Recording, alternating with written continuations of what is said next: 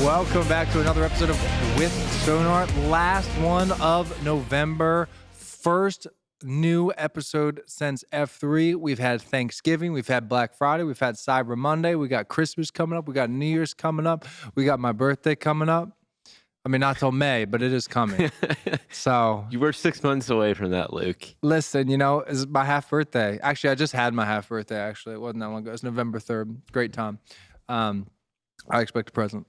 So, great to be back. Tony, how you doing? You know, I'm trying to recover from the holiday. Yeah. Spending, 10 and a half hours driving back in the car on Sunday from Florida was a good time, but... That's a lot. 10 hours of rain and traffic, so... That's a lot. Is that Tennessee orange you're wearing under there? Yes, it is. We're not going to go down that path. You know, speaking of Tennessee orange, I'm a little bit mad. I understand I say orange and everybody else is probably like, it's orange, whatever. Point is, so I was driving back from Johnson City after Thanksgiving on Saturday, driving back to Chattanooga. Normally it takes me about 3 hours, sometimes a little less than that, you know, when I speed. But it took me like 4.5 hours to get back because a lot of Knoxville traffic because they were having the bowl game. Very rude of them. They did not consult me about that when I was driving. That game has been scheduled for over a year, so that's poor. Thanksgiving's been scheduled for a long time too. Poor planning on their part. Agreed. Glad we're in agreement there. Luke Falasca. Glad we're in agreement there. But anyways, the Eagles won, extending their lead to 10-1. Looking good. I couldn't tell you anything about That's fine. It's my professional football. But anyways, we got a lot to talk about today, right? So we're going to be, we always talk about this, right? When after the holiday comes, there's always a drop in demand. We know that, right? Nothing to be alarmed by. The question is, well, how deep is the drop relative to other holidays? And how steep is the bounce back?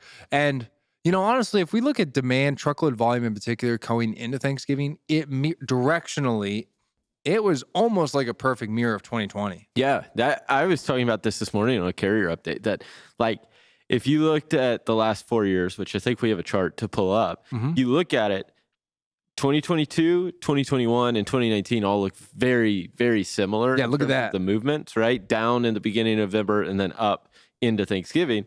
Well, we've been just up primarily this month. So...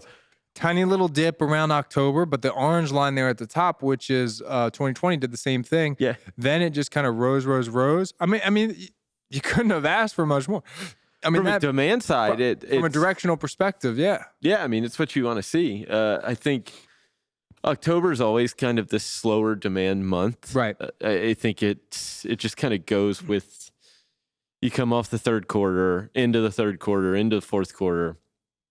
And things just slow down a little. It's kind of this slow build to peak, right? You see ocean peak in August, September. Well, those volumes don't really get here. If they're leaving at the beginning of September from overseas, they're not getting here until sometime in October.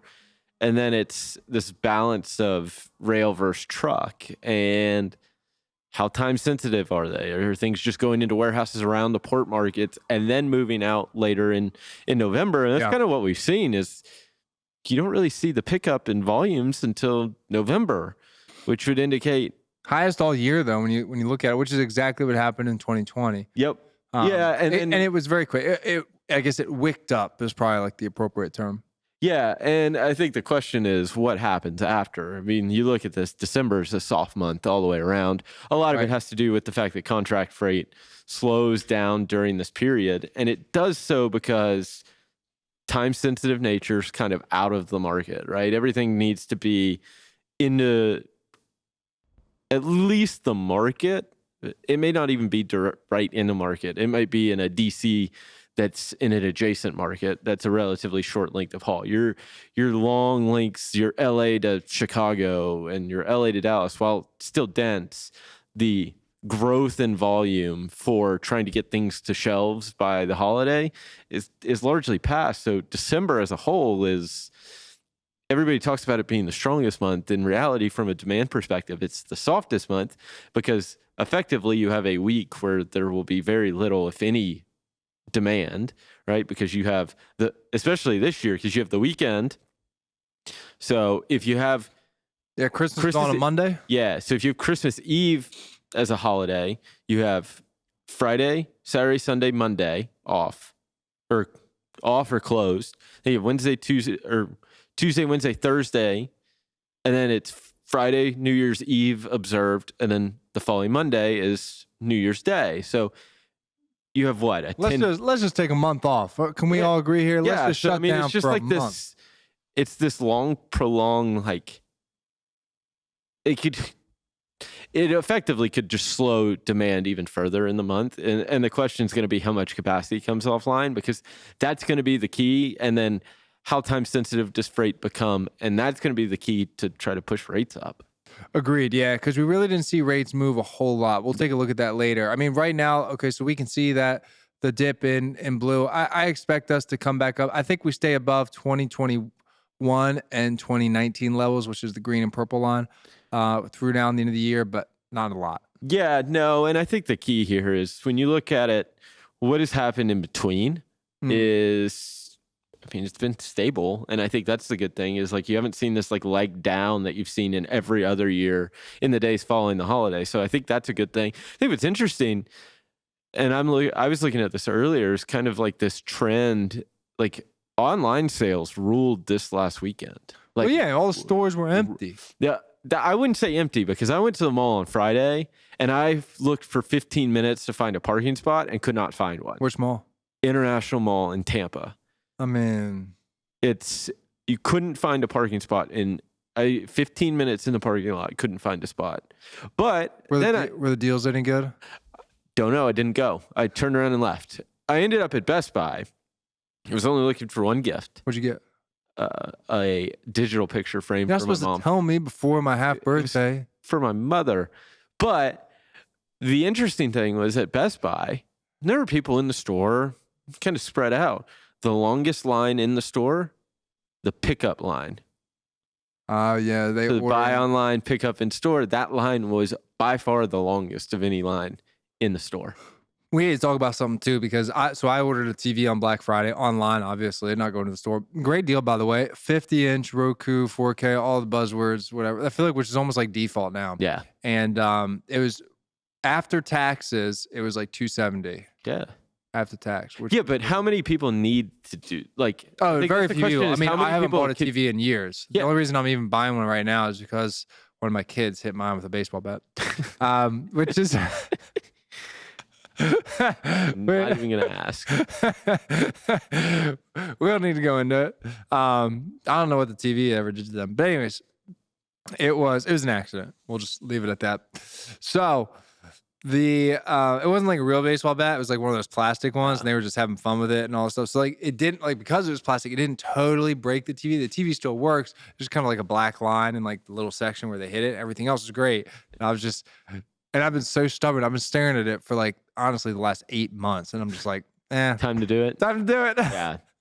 Time to do it. Yeah. I mean, there's no better time to do it. And I think that's why you saw. It's like the only thing that goes on like real sales. Yeah. If you look at the markdowns, like that was the biggest one by far, or like where the biggest markdowns were in like TVs and large electronics. And it's interesting because that is where like discretionary spending, they're trying to funnel you to it. It's interesting because like, everybody was doing it. Target, Best Buy, Walmart, Amazon, all the retailers were trying to really push for TV because it's a big purchase that what I saw, and this is again anecdotal, is the consumer is making small, they may have buying the ticket item may have been the same, but they were buying smaller like items to add up. Like, they'd buy like an Xbox controller and a pair of headphones and. Well, yeah, I mean, Fortnite OG's back. Yeah. So they would be spending like $40 here, $60 there, things like that versus going out and spending $250, $300, $500. Like their average ticket might have been still similar or roughly the same, but what they were buying was they were buying more gifts in that same ticket or more items in that ticket than what they were previously. Yeah, no, definitely. You're spot on there. So I think it'll be interesting to see where this lands as we kind of end out the year. But yeah, I'm not expecting a whole lot. I'm not getting excited. Again, I think we'll trend above 2019, maybe a little bit above 2020, but I wouldn't get too excited here as far as where we land. Could be a big dip there for Christmas, New Year's, which it traditionally is, but even seasonally looking at it. The next piece of this though is looking at capacity, how tender rejections handled everything, right? And to be honest, it didn't really do a whole lot. Yeah, I think this is and by not a whole lot, I mean it did nothing. Yeah, I mean look at nothing. Look back on the chart at 2019. Yeah, 2019 was flying. We got all the way up to like 14%. Yeah, or 13 or whatever. I mean, granted, we're not there yet, right? By the way, this is 2019 right here in my fingers. It's not like this spike right here, which is 2020. This one is the holiday of 2019, the slightly smaller peak, which is still very significant for 2019, considering how soft it was at the start of the year. Yeah, I mean, I think the key in 2019 is look around the holidays. Look at the 4th of July, or leading into the 4th of July. Look around Labor Day. Look at then the holiday season. You saw a more reactive market, which was kind of setting 2020 up to be, at least in the first part, soft, but maybe in the back half of the year, strengthening. We were looking for that, and we saw some reaction around July 4th this year, where we saw rejection rates climb out of the hole that they were in, where they were, near at all-time lows. What about 2.5%? Yeah. I mean, they climbed up to right around 4%, and we thought, okay, this is a little reaction to a holiday. That's what you need to see. And then from there, there's been no reaction. So what you thought was a market that was becoming more reactive to a holiday really hasn't. Now, there's a caveat. Now, by mode, it's completely different. If you broke this out by reefer and dry van, dry van, you would see almost no movement. With these being consolidated, if you were seeing dry van rejections, you'd think there wasn't a holiday at all. Also, some movement with flatbed. Yeah. If you looked at reefer, you would be able to see reefer and flatbed, you'd be able to see holidays a little more masked on the flatbed side, but you can definitely see them in the reefer side. And I think that's interesting in itself because one, it's a more niche market. And speaking of reefer, so a lot of Christmas trees move in reefer trucks, right? Especially when they're coming out of certain areas, freeze protect, all the things, right? So we bought a Christmas tree this weekend, okay, on Sunday. It rained a little bit. I was like, nice. Tree's gonna be nice and watered, ready to go. Now, normally, I've never bought my Christmas tree in November before. It's my first time buying it in November because I was like, I don't want it to last that long. But it turns out they cut them early anyway, so it doesn't matter, and you just end up getting the worst trees. So I was like, all right, fine, we're gonna get it a little early this year. So I did, got it, and I wasn't paying attention. But what I noticed as soon as I got it to my house is like the pine needles were falling off the tree. They were totally green. It was very green. And I was like, that's odd. Normally they don't start to fall off for a couple weeks, as it dries up and whatever, right? I was like, why an exuberant amount were falling off. I was like, why are they falling off? It still had so many on there to where you couldn't tell, but I was like, that still is it's a little bit odd in the timeline. It felt like a lot. And then I noticed in the trunk of the tree, like towards base, which I didn't pay attention for, it had a pretty big cut. It was split almost. Not split completely in half, but there was just a big split. And I looked up, and evidently trees that have that type of split are damaged and can die a lot faster. So I was like, great, I got the one defective tree at the store, and I'm not gonna have any pine. It's gonna turn to the Charlie Brown tree probably by December 8th. That's not what you want. So my kids don't know. I know. They don't know. I'm gonna have to put a blanket around this tree or something, or be like, guys, look, Christmas came early this year. All done. Pack it up. They are young enough to probably get away with that. Might be able to get away with it. So, but I mean, you look at this, and it just it sets up the rest of the year to be difficult when you look at rejections. I'm curious what Q1 is going to look like, because traditionally after New Year's, we have a really big, tender rejections traditionally fall in January. Yeah. There's not really any room to fall. Yeah, they can't go much lower. It's or if it does fall, it's what does that even mean? Yeah. What is the difference in 2% and 3%? Exactly right. It's the only thing, honestly, to fall further at this point is used equipment prices, which I do think are going to fall for the next month. But I think they're close to their bottom. But I do think they'll fall one or two more times. And then contract rates, which have been resilient. Yeah, they really have. So it's are they even? Can we pull up the rates real quick? I think, yeah. Here, look at this, right? So blue line contract rates, line haul sitting at $235 a mile, a tiny tick up from $229. And then the yellow line here, your spot rates, And that is also line haul. We've taken out fuel for the example, sitting at about $1.81. So you basically have a 50-cent spread, 55-cent spread, whatever that is. Yeah, I think And what's interesting. Contract rates have more or less been flat since like September. Yeah, I think August. what's interesting is the gap. I mean, you look at 2019 into 2022 or 2020, right? We were right at $2 a mile, and we thought these would fall further faster. And I think what's interesting is shippers may have gotten comfortable with where rates are, right? They don't want their carrier base to go out of business. They don't want to be left with dealing with this upward move again, or as severe of an upward move when the market inevitably turns. They also all beat their budgets by a crazy amount. Yeah, like, and what incentive do they have now? Well, and that's the thing, because if you don't spend it, you lose it next time, right? Like, it's one of those, like, you're probably under budget at this point. Like, you don't care to get a couple cent reduction in your rate per mile, or a couple, like, it's not going to be like a massive, you're not going to like miss your budget or something like that. If not this year, not after this decline. So I think that's one of the things is like, at least from a shipper perspective, it's like, well, we're in a good enough state at the moment. We don't really have to worry about capacity. We're comfortable with rates we don't need to push them down. But I think what you'll see is you will see another leg down come the beginning of the year. I think it's natural with you almost see it. Yeah. I was going to say you see it every year, but you see kind of how when that RFP, the old bid, old contract rate rolls off and a new one comes on, it does drop that early in the year. Totally, so I think there's that chance. I just don't what's interesting is spot rates have fallen back to where they were in 2019, but we've maintained this, 15% increase in contract rates. And I think some of that has to go with shippers understand that prices have inflated overall, and they're okay with 15% over the course of 4 years, 5 years? Listen, it works with their budget, right? Yeah. I was talking with a Fortune 100 retailer the other day, and we were looking at their network, and they spend about $1 billion a year on transportation costs, at least in North America. And they will beat their budget by about 17% this year. Yeah.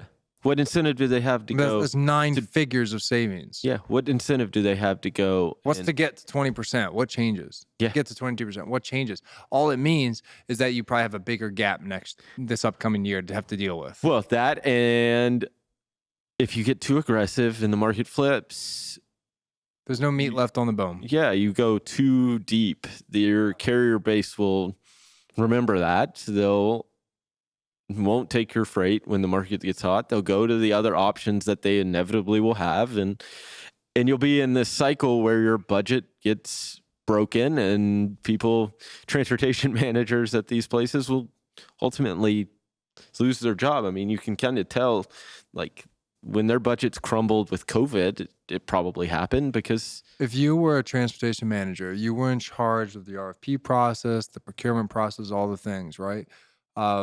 What doesn't matter what shipper, it's just a big shipper, right? What would you do right now as you're thinking about 2024? Try to implement index-linked contracts. Why?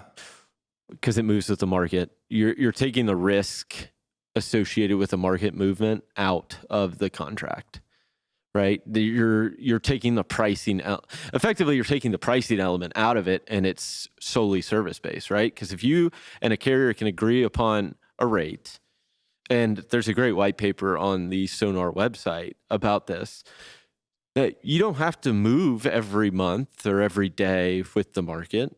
You move as the market kind of moves. You don't have to change your rate day to day, but say a rate goes up 5% a month. Well, once it eclipses that 3% mark, well, you start to move the rate up. Because 3% here and there, like up and down month to month, isn't a huge I mean, it might be a huge difference, but in reality, it's not going to break a budget at 3%, right? Anything outside of that is. So you move it around that. I think that would be the key right now is this is the time to go try it and do it because one, you're in control. And if it works, when the market changes, you at least have hey, we are moving with the market. We're not having to sit here and pay 10, 20, 30% over market. We're moving with the market. And from a carrier perspective, they're going to be like, thanks. We know we're getting a fair rate. We're going to move with the market. We'll continue as long as we continue to get the freight and we service it well. We know that we'll have the freight there. So it's not this like war for volume. And if it works on certain lanes, well, guess what? You can take it and take it to other customers too and show, hey, we did this for so-and-so. It worked great. Love to do it for you. And you might have the opportunity to win more volume too. From a carrier perspective and the shipper perspective, again, it takes some of that pricing risk out. Yeah, I agree with that. And I think it adds a bit more certainty too, what's going to happen. It also begs the question of if everybody moves to index-linked contracts, when possible, does that reduce volatility in the market? I don't know. It's hard to say because, if you look at other commodities that work off of these index-linked contracts, the volatility is still there, right? Because if you think about demand changes. Yeah, exactly. That's market fundamentals move it as opposed to sometimes momentum, things like that. I think what it will do, like index-linked contracts work in the contract market. Like there's still spot market freight that will move accordingly and the pricing will adjust to some extent. And the question is going to be like, what does that look like? And if we throw the chart up, you look at how long it took contract rates to move after the spot rate had started moving higher, right? Like they started moving up roughly the same time, but look at when the spot market declined. Like from it was 5 months later. Yeah, from a shipper perspective, like you're moving with the market, and that would be again beneficial overall because it just takes this risk out of it. Like yeah, I think, and that's going to be the key is like how risky and how risk averse are you as we move in? Because again, the market will turn. It's just a matter of when it does turn. And that's the hardest part. And in conversations I've had, it's like, we just need to know when the market turns. And I'm like, well, pay attention to data and it'll help at least explain it to you. But like to put your finger on the exact date is going to be difficult. Look at the up and down movements in the rate. Like you can't tell exactly where it's going to go. COVID happening, you want to predict world wars happening, all that stuff. Yeah. Be my guest. So why not take as much risk out as you can and focus on the service? Because ultimately that is probably the most important part, is ensuring that your goods show up on time, in full, without damages. Right? Agreed. Yeah. All right. Last little item we're going to talk about today before we move on is intermodal. I do think it's important just to kind of see how intermodal reacts to the holidays. And surprisingly, it went up a lot more than I thought it was going to. So we're looking at the blue line here, which is domestic rail container volume, or 53-foot intermodal, loaded, specifically loaded. It almost got to those 2020 levels, which is orange. Basically kind of just tapped its foot. But, it moved quite a bit, honestly. It had a pretty big move up. Obviously, it's dropped down quite a bit. It's had a big drop. Yeah. Which is interesting or almost concerning to see. Will it come back at the same pace? We'll see. But intermodal looking pretty good from a demand perspective as we head into 2024, if I'm being honest. Yeah, I think the intermodal sector is one of those. I think this is a time in conversations that I've had, shippers or intermodal companies are being aggressive. Both the railroads and intermodal marketing companies are being aggressive, going to shippers and saying, hey, you haven't used intermodal in the past. Have you thought about it? Now's the time to think about it because it generates a cost savings of 10 to 15% compared to truckload, and you don't need the freight isn't as time sensitive. It presents an opportunity and you have lower emissions and your carbon footprint around transportation declines when you use intermodal because you're using say, call it even 6 locomotives on a mile-long train, something like that. How hard is it to add 2 more containers to the back of a train versus now if you wanted to add 2 truckloads, the impact there. So it's something to think about. And I think it's a factor of these railroads and intermodal marketing companies getting aggressive, and it's clearly paying off. Yeah, spot on. Well, good stuff. Well, folks, that's all the time we have for today. We will see you next Wednesday, live 2 p.m. In the meantime, have a fantastic rest of your day and stay tuned for more updates. Have a good day.